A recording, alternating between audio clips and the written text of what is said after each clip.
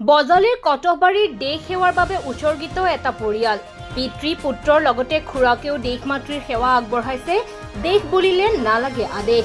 মাতৃৰ আশীষ গ্ৰহণ কৰি যুদ্ধক্ষেত্ৰলৈ ৰাওনা বজালিৰ কটহবাৰীৰ CRPFৰ কোবৰা কামাণ্ডো জোৱান প্ৰবাল পাটগিৰি।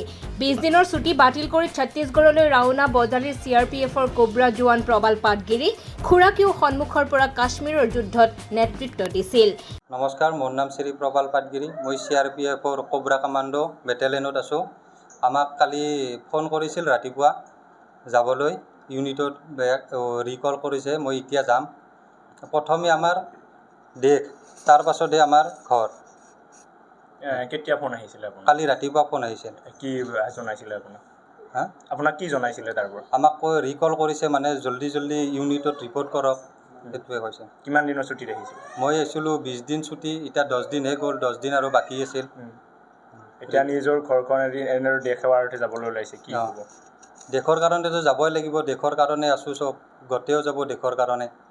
প্ৰথমে আমাৰ দেশ, তাৰ পাছতে আমাৰ ঘৰ পৰিবাৰ। আপোনাৰ খুৰা, আপোনাৰ দেউতাও কৰ্মৰত আছিল? মোৰ দেউতাও আৰ্মিত আছিল, আমাৰ জেঠাও আৰ্মিত আছিল। সেয়ে KC পাটগিৰি। মই আৰ্মিত আছিলোঁ 2006ৰ পৰা।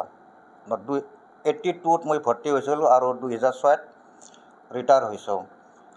আগতে যেনেহেন মহল আছিল, তাতকৈ এতিয়া মহল সিহঁতৰ বেছি হৈছে। গতিকে আমি দেশৰ কাৰণে ভৰ্তি হৈছোঁ আৰু দেশৰ কাৰণে যুঁজিম। দেশ চবচে পহিলা আমাৰ দেশখন ৰক্ষা কৰা, তাৰপিছতহে আমাৰ ঘৰখন ৰক্ষা হ'ব। গতিকে তেওঁ যিটো মাতিছে, তেওঁ যাবই লাগিব।